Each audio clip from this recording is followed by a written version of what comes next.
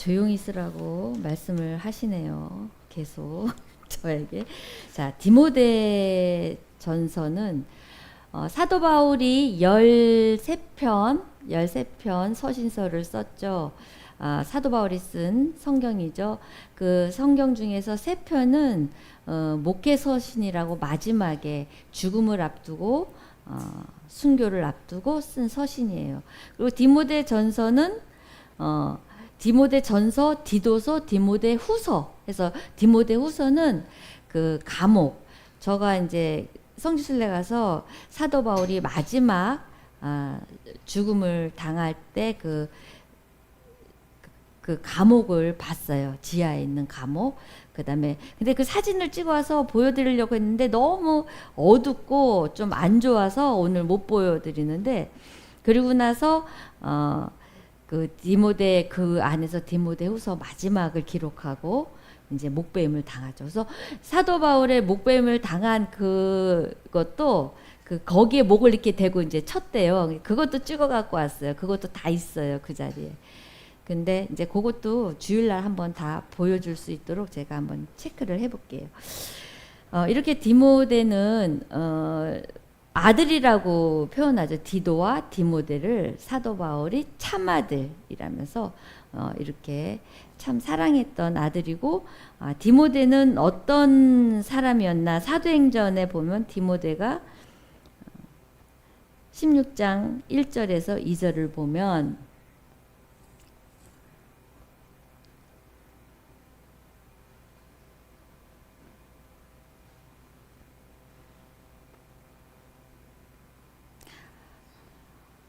바울이 더베와 루스드라도에서 이름에 거기 디모데라 하는 제자가 있으니 그 어머니는 믿는 유대 여자요 아버지는 헬라인입니다. 그러니까 혼혈이래요. 혼혈. 그리고 디모데는 루스드라와 이고니온에 있는 형제들에게 뭘 받아요? 칭찬을. 그러니까 바울이 가 있을 때 보니까 칭찬을 그때 당시 받는 사람이었어요. 이미. 그래서 가가지고 이제 갈라디아에 있었죠. 갈라디아에서 이제 픽업을 하죠. 너무 괜찮은 청년이어갖고 이때 픽업을 해가지고. 근데 이제 사람들이 그래요. 저기 디모데를 더 사랑하냐, 디도를 더 사랑하냐 이렇게 하는데 오른편 왼편으로 두 제자가 사도 바울을 끝까지 지키고 끝까지 복음의 그 사도 바울의 복음을 전승해서 그대로 이렇게 전할 수 있는 그런 제자로 컸죠. 그래서 이 에베소, 이 지금 이 디모데가 있는 에베소 이쪽을 사도 바울이 목회를 3년간 했어요. 3년간. 그리고 두란노 소원이라서 그냥 며칠에 한 번 성경을 가르친 게 아니라 목회하면서 매일 말씀을 가르쳤어요. 두란노 소원. 그러니까 엄청난 복음의 그 확산과 지식이 엄청 복음에 대해서 많았어요. 근데 사도 바울이 생각할 적에 이 에베소의 이 20살에서 30살 사이 추정, 이 연소한 디모데를 두는 그 마음이 좀 그랬나 봐요. 그러니까 디모데를 에베소에 보내면서 여기 너는 남아라, 나는 가겠다. 이제 선교 여행을 떠나죠. 떠나면서 이제 디모데를 놔둬요. 근데 디도를 놔둔 게 아니라 디모데를 놔둬요. 왜냐면 에베소가 어떤 데냐면 굉장히 그 아테네 신전 있죠. 그 지금 불가사리한 그 신전이 있었고 우상 숭배의 도시고 거기 헬라 문화가 왕성됐던 그런 데고 최고의 철학자들이 거기서 많이 나왔어요. 그랬고 종교가 아주 굉장한 지식층이 굉장히 많았어요. 이 에베소가. 그리고 이 에베소가 어느 정도로 신들을 좋아했냐면 유대교 있죠. 유대교의 그 희년제 같은 거 좋은 거는 다 뺏어갖고 또 축복도 받아요.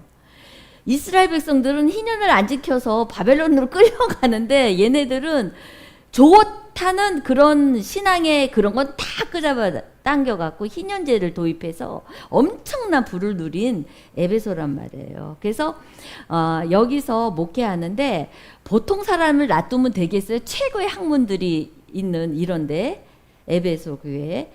그래서 여기에 또 거짓이 많이 들어오잖아요. 학문이 막 많이 절수록.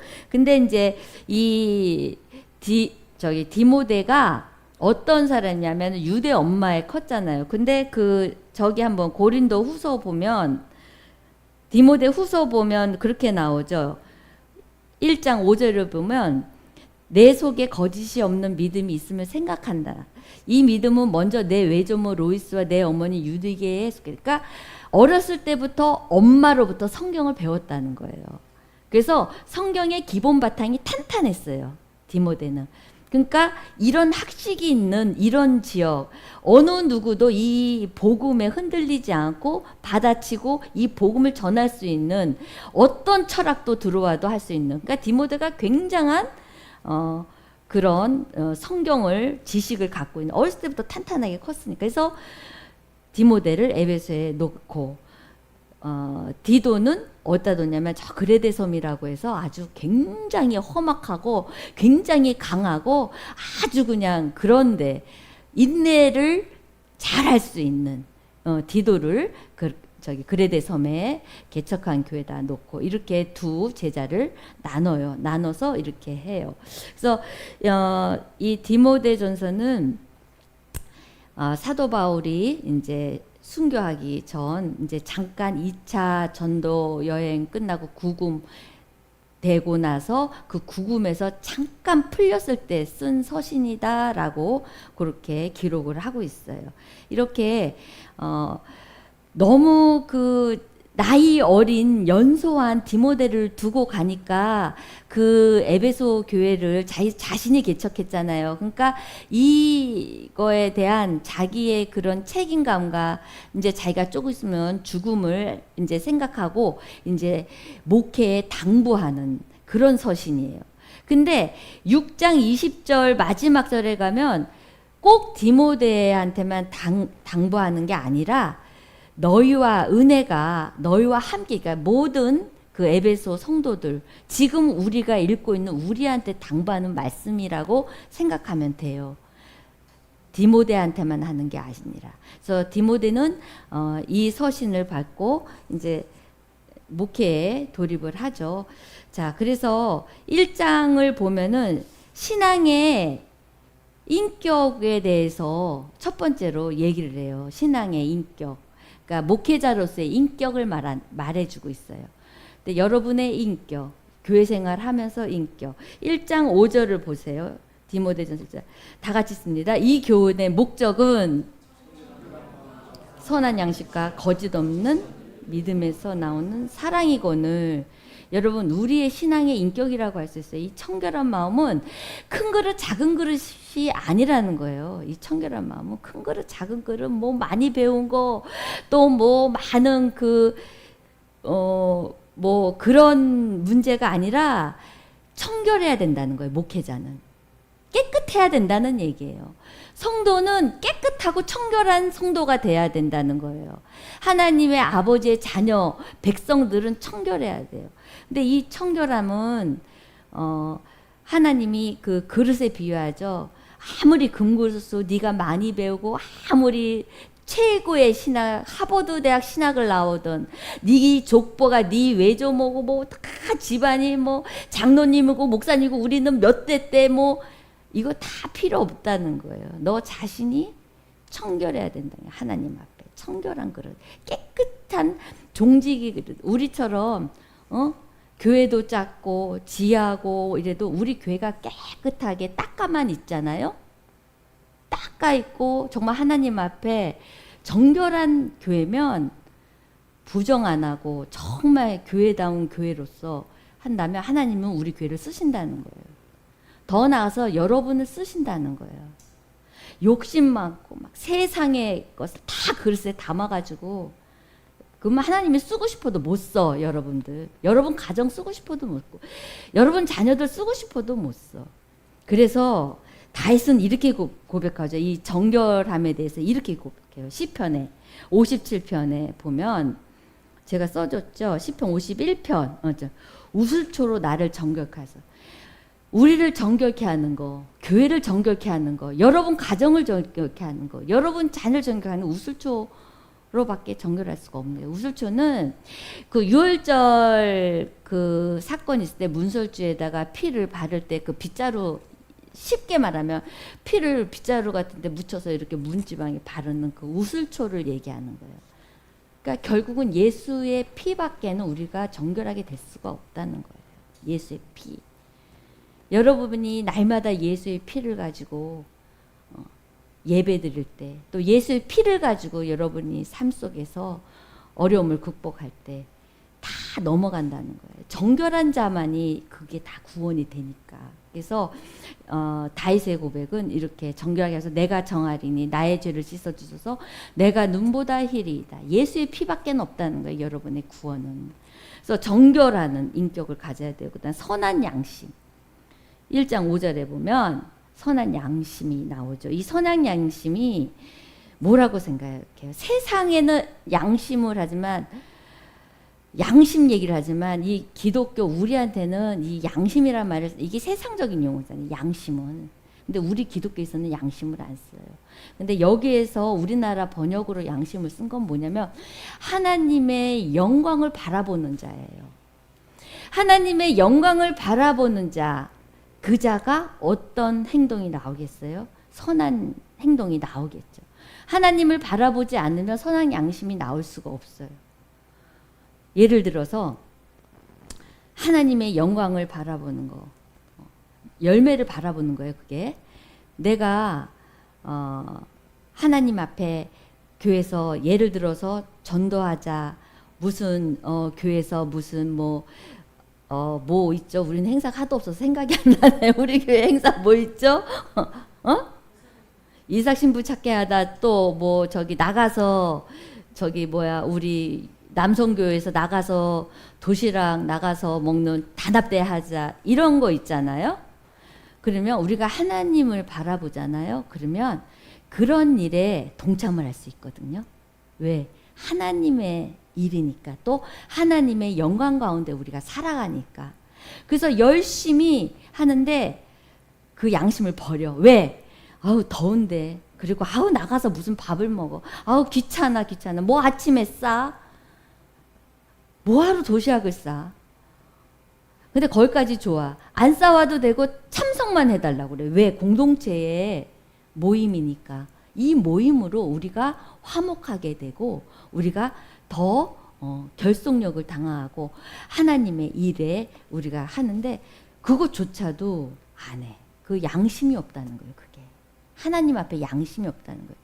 교회 일원이 됐고 공동체 일원이 됐다면 거기에서 우리가 최선을 다해서 동참해야 된다는 거예요. 전도하자면 전도해야 되고, 뭐 하자면 뭐 해야 돼. 아, 교회를 왜 다녀요? 근데 그럼 하나도 참석 안 하고 예배만 볼 거면 왜 참석해요? 그게 아니라는 거예요. 사랑으로 맺어지는 하나님의 그 구속사역에, 그게 하나님은 원하시는 거예요. 서로 믿음이 강화되고, 그러면서 서로 간에 사랑으로 서로 믿음 같이 세워주고, 어려울 때 하나님은 그러려고 교회를 세웠는데 아무 양심이 없어. 교회 일 뭐 하는 거에 양심이 없어. 그러니까 아무 관심이 없어. 예배만 딱 드리고 딱 사라져. 그러지 마시라는 얘기예요. 선한 양심을 가지는 거예요. 교회 일원으로서 양심 갖고. 못할 수도 있지만, 그거는 못할 수 있을 수 있잖아요. 우리는. 하지만 못 참석할 수도 있죠. 어떻게 다 참석해요. 저도 그렇지. 하지만 할 수 있는 대로 일이 없으면 웬만하면 다 참석하고 교회를 세워나가는데, 선한 양심을 가지라는 그 얘기예요. 그래서 이 선한 양심, 하나님의 영광을 바라보는 자는 열매를 받아요. 이제 그게 나중에 이제 다 나오는데 열매를 받아요. 왜냐하면 하나님의 영광을 바라보는데 하나님의 영광을 우리를 통해서 안 받으시겠어요? 영광을 받으시죠. 그게 열매라는 얘기예요. 자, 세 번째, 거짓 없는 믿음. 이게 뭐냐? 거짓 없는 믿음이 뭐냐? 시간이 너무 빨리 가서 큰일 났다. 빨리 할게요. 연기하는 거예요. 거짓 있는 믿음은, 내가 믿음이 없는데도 연기하고 있어요. 믿음 있는 척. 기도도 안 하면서 기도한다고 연기하고 있어요. 다 연기하고 다녀요. 지금 연기 학원처럼 다니고 있어, 교회를. 하나님 앞에 진심으로 아버지의 구하고 아버지의 사랑을 알면은 졸겠어요? 그리고 아버지의 그 일주일에 한 번 예배 보는데 거기에 집중을 안 하겠어요? 다 연기하고 앉아 있으니까 졸고 귀찮고. 제일 예배 시간에 좋은 시간이 어느 시간이에요? 축도 시간이잖아요. 축도도 너무 길대. 축도 딱 끝날 때 믿음이 시작하는 거 최고 좋아. 그죠? 그런 시대라니까. 연기하는 믿음은 그런다니까요. 예배 끝나는 시간이 제일 즐거운 시간, 행복한 시간. 그래서 우리가 이렇게 연기하다가 지옥 가는 인생 되지 마십시다. 우리가 진정으로 하나님을 진실되게 사랑하고 복음의 진리를 본질을 우리가 깨닫고 알고 살아가는 우리가 되길 바랍니다. 자, 여기까지만 하고 2장 오늘 말씀 한 절만 할게요. 오늘 1절 많은 거 있는데 그러므로 내가 첫째로 권하노니 빨리빨리 비추세요. 모든 사람을 위하여 간구와 기도와 도고와 감사를 하되. 이거는 자질 문제예요. 여러분, 목회자의 자질 문제를 얘기해. 여러분의 성도로서의 자질 문제를 얘기하고 있는 거예요. 성도들의 모든 사람에게 교회를 다니는 모든 사람들에게 아까 인격 얘기했죠. 인격 청결하고 깨끗하고 선한 양심 갖고 거짓 없는 가식 떨지 말라고 위선 떨지 마는 믿음, 그런 거, 그런 인격자가 돼야 되고, 두 번째는 내가 자질, 교회에 자질이 있어야 되는데 어떤 자질이냐면 간구가 먼저나요. 간구와 기도와 도구와 감사하되. 간구, 이거는 목회자가 모든 이들에게 나왔어요. 모든 이들에게, 모든 사람을 위하여라고 했어요. 여러분, 모든 사람을 위하여 간구하는 게 목회자예요. 지금 디모데한테 얘기하는 거예요. 내 기도가 아닌, 나만의 기도가 아닌. 그래서 목회자의 기도의 그릇을 보면, 또 성도의 기도의 그릇을 보면 그 사람의 미래가 보여요. 기도의 그릇이. 우리 가정의 기도만이 아니라 모든 사람들을 위해서, 교회 성도들, 집사들, 리더들 있죠? 간구. 이 간구는 하나님 간구하게 만들어요. 이 간구는 나의 피로잖아요. 절박함이잖아요. 그거를 가지고 하나님 앞에 나와서 간구하라는 거예요. 이 목요일 날도 와서 여러분 간구하잖아요. 근데 이 간구가 누가복음에 보면은 11장 8절 10절에 보면 이 간구 기도가 정말 내가 너희에게 말하노니 비록 벗됨으로 인하여서는 일어나 주지 않을지라도, 그 친구가 이제 와가지고 가정을 알죠, 내용이. 더라도 인하여 일어나 그 요구대로 주리라. 내가 그 벗됨으로 인하여 간청할 때, 이게 중보기도는 쓰지 말라고 저기 장로교단 통합은요 중보기도라는 말을 안 쓴대요. 그거는 오직 중보는 예수 그리스도 중보자는, 여기 오늘 나오죠. 5절에 나오거든요. 그래서 도고라고 오늘 나오거든요. 그래서 이 간청함으로 인해서, 자, 그러니까 뒷절에 뭐가 나와요? 우리가 간청하는 기도할 때 어떻게 나와요? 내가 또 너에게 이르노니 구하라. 그러면 너에게 주실 것이요. 이 간청 기도가요. 찾으라 그러면 찾아낼 것이요. 문을 두드리라 그러면 너에게 열릴 것이다라는 그리고 이 간청하는 기도 하는 자마다 다 받는다는 거예요. 찾으면 찾고 두드리면 열릴 것이고. 이래서 이 간청 기도가, 이 간구 기도가 하나님 앞에 이렇게 중요한 기도라는 거. 그래서 사도 바울이 간구 기도를 꼭 앞에 냈어요. 그 다음에 간구 기도와 두 번째 기도라고 했죠. 이건 일상 기도예요. 기도라는 뜻이 뭐예요? 만남이라는 뜻이에요. 기도는 만난다. 누구를? 하나님을 만난다. 예수 그리스도를 만난다. 만나면 뭐예요? 뭐예요? 만나서 뭐예요? 안 만나봤어요? 우리 예수님 하나님? 만나면 이야기하겠죠. 이야기. 하나님을 만나면, 기도는 이야기잖아. 하나님 앞에. 이렇게. 그래서 일상 기도라는 거야. 목회자 또 성도들은 일상 기도를 해야 되는 거예요. 상번제에 나왔잖아요. 그래서 이 사도 바울은 늘 하나님과의 만남의 시간을 가지라는 거예요. 목회자는 그래야 된다는 얘기예요. 목회자는 목사님밖에 없으니까 뭐 목사님 보고 얘기하는 건 아니고 여러분들 성도, 왜냐면 아까 얘기했죠. 성도들 모두 다 일상 기도, 만남의 기도를 가져야 된다. 그 다음, 도고는 이제 말하자면 타인의 기도예요. 이걸 중보기도라고 우리는 쓰고 있거든요. 근데 이제 합동 측에서는 이거는 중보기도라는 단어를 안 써요. 이거는 예수 그리스도만 중보할 수 있다. 중보자는. 이렇게 해서. 그래서 도고라고 하는데 이제 이렇게 타인 기도, 이웃 기도, 그 다음에 뭐 성도 기도, 목장, 목원들 기도, 뭐 이런 식으로 바꿔가면서 그렇게 해도 돼요. 근데 뭐 중보, 우리는 알죠. 중보는 우리 같이 하는 기도다. 그런 걸로 알고 있죠. 근데 거기선 그렇게 한다. 그 다음에 감사. 도고와 감사를 하되, 이거는 뭐냐면 이 모든 기도가 엮여 있어요. 우리가 기도하는데 감사가 빠지면 안 되죠. 감사가 빠지면. 그래서 늘 언제나 기도할 때 감사 기도를 빼면 안 된다. 왜 그 5만 번 뭐 기도 응답받은 조지 밀런가? 그분은 5만 기도를 어떻게 받았나 가만히 살펴보니까 이제 이런 기도예요. 내일 아침에 일어나서, 예를 들어서 통독하게 해주세요. 내일 아침에 일어나서 큐티하게 해주세요. 내일 아침에 건강하게 눈뜨게 해주세요.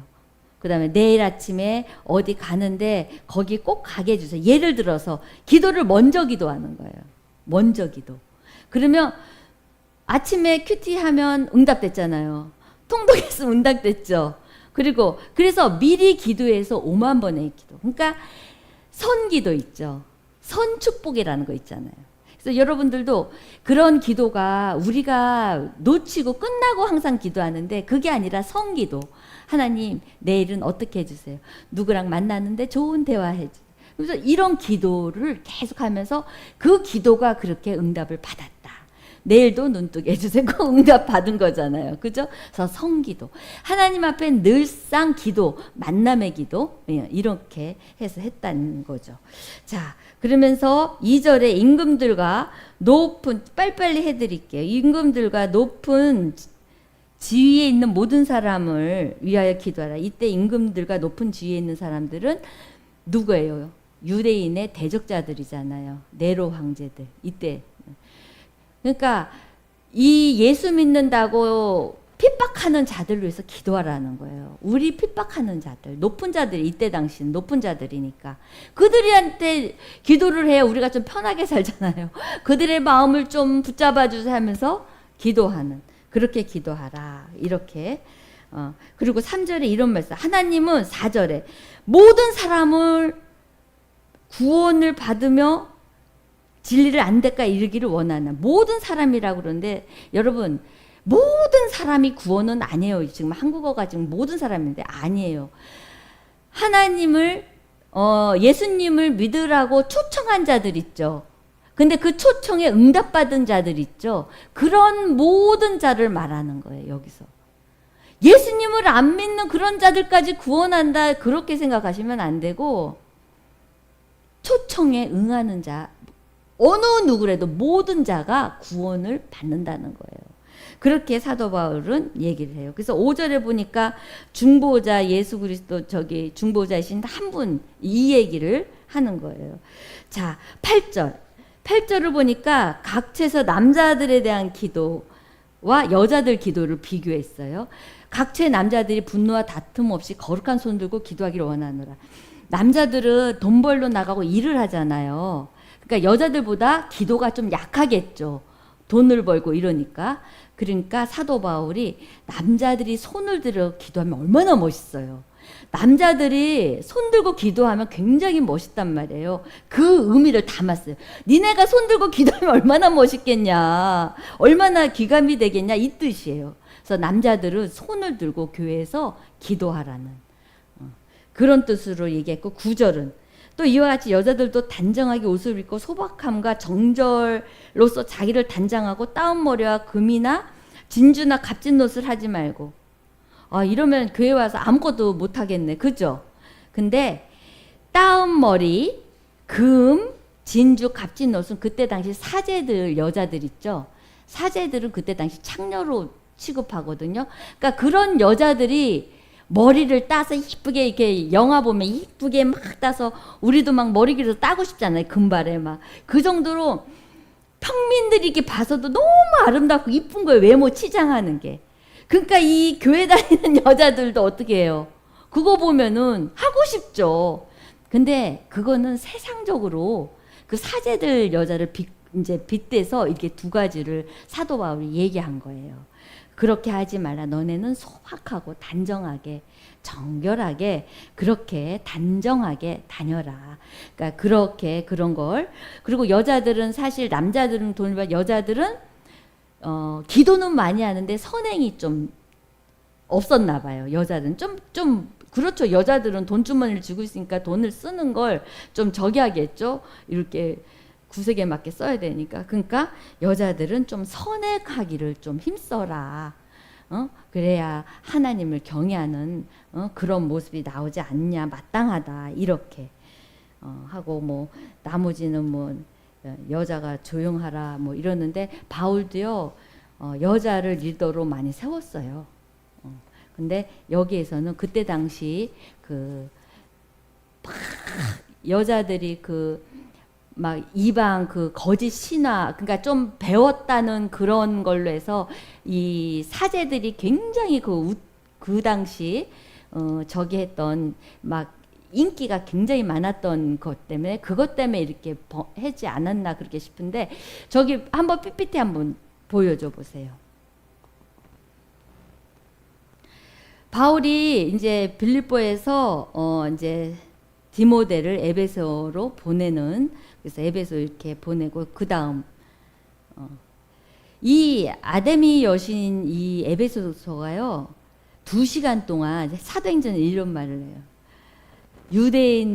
그들이 유대인인 줄 알고 한 소리로 외치는데 에베소 사람의 아데미여 하기를 2시간 동안 아데미여 2시간 이렇게 웅집해 갖고 바울의 그래서 이 여기에서 왜 막 성경 저기 바울이 막 불태우는 사건 있잖아요. 우상단지 불태우고 막 그런 사건 막 그때 막 나와가지고 난리를 쳤던 사건. 그 다음에 지금 현 에베소거든요. 지금도요 유적지인데 아주 북새통을 이룬다고 해요. 이렇게 지금 신전이 파괴되고 막 했는데도 이렇게 지금 현재도 이렇게 사람들이 보여요.